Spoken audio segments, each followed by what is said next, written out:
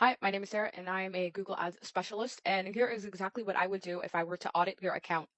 All right, so this is a dummy account, so there's nothing on it. But hypothetically, if there were campaigns running, there would be metrics in the overview. So the first thing that I would do is I would get to know your business. Are you lead generation?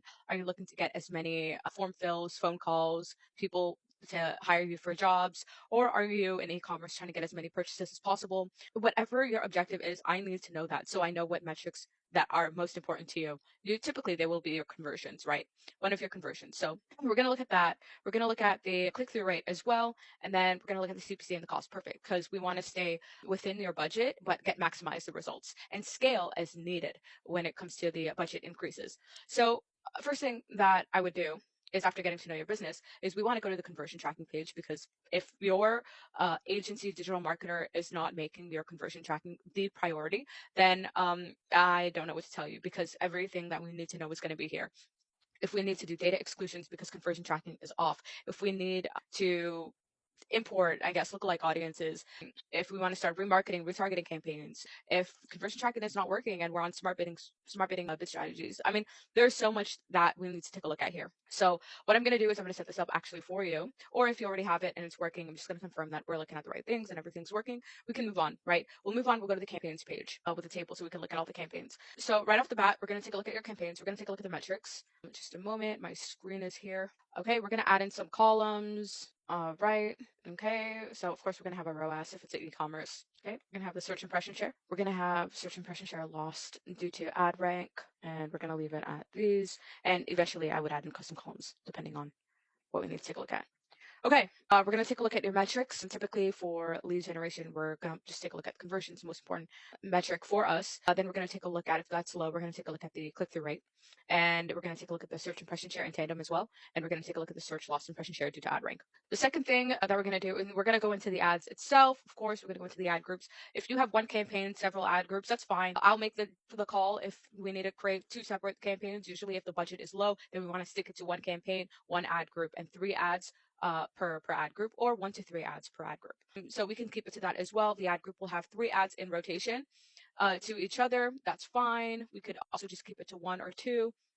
That's fine. If we do have ads, we're going to take a look at the asset report, right? So we're going to view asset details, and then we're going to segment we're going to, when we get to the table, let me see if I have, let's see if I have a paused campaign anywhere in here. Okay, so we have a paused campaign, view asset details. Remember, this is a dummy account. Just please don't look at the ad for this. The responsive search ad. Okay, so we're going to have a table, right? And what we're going to do with the table is we're going to add a filter, and we're going to click asset type, and we're going to click the assets that we have total control over and we want to actually put in rotation with each other. I'm going to stick it to something simple like headlines and descriptions, and we're going to go look at the performance, and we're going to delete, or not delete, remove or edit the things that are at the very bottom impression wise. We're going to organize it by conversions, and we're going to re-edit the things that are bottom performing, because why? We have the opportunity to experiment with different headlines and descriptions, so we'll do that with the bottom performing, least performing ones. And then we're going to go ahead and we're going to go back to the campaigns actually. And what we're also going to do is we're going to take a look at the campaign settings. We're going to take a look at what settings that you currently have. Of course, everyone knows the basic things like the location set to the networks. You want to appear on, don't want to appear on the search network or display network if it's a search campaign. But sometimes the search network could be good actually because of Google Maps appearing on the search network. There could be it could be relevant actually. I've seen that I'm going to talk about that a little bit later about the networks. And then we're going to go into the budget, the bidding, make sure you're on the right bid strategy, the conversion goals, of course, customer acquisition. Usually it's not only bid for new customers. And then we're going to have AI Max off just because I know what it does. Actually know specifically what it does. It does 2 things, right? Search term matching is going to happen typically when the keywords that you have, if they're exact or phrase, it will move it up one. It will move it up to phrase or broad if it finds an opportunity to capture a lead. It will not change your keywords, but it will add additional keywords that are different match types. And then it will also add in new assets for you. That means your headlines, descriptions that we just took a look at, they will be added by AI Max instead of advertiser. So they're going to be new things in your account at all times. Typically see 14% more conversions or conversion value. I honestly, at the moment, I would not recommend it. And then, of course, everyone knows the locations. Make sure you have your postal code in. I'm located in. It doesn't matter where I'm located in. Just make sure you do the advanced search and make sure you put in your postal codes and location options. You don't want the recommended one, because otherwise people who have an interest in searching that could be from anywhere will see, like Sri Lanka, happen to search about Utah, whatever. I mean, you just don't want that, right? And then dynamic search ad settings. So they put the dynamic DSAs somewhere different. DSAs used to be somewhere else next to responsive search ads, but now they're here. Ad rotation. People usually leave this on. Optimize. That's fine. That's fine. And then yeah. So what I would do actually, the first thing that we're talking about is networks. Okay, so let's say you have a PMAX running. Let's go to tools and go to content suitability.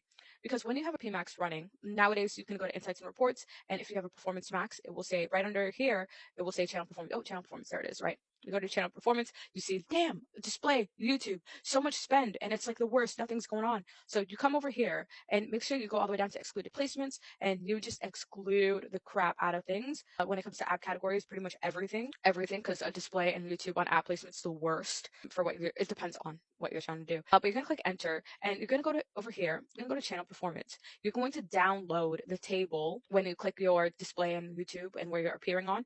Download that table. You're going to get a CSV file. You're going to open the file. You're going to copy and paste all of the table B. You're going to enter it in here. It will be all the URLs line by line, and then it will all appear here, and then you save. You excluded all the trash, spam, and then to just be absolutely certain that you're never going to see that stuff again, we're going to go to budgets and biddings. We're going to go to adjustments, and we're going to go to exclusions at the top here, and then we're going to click new data exclusion, and we're just going to, from the start and the end date,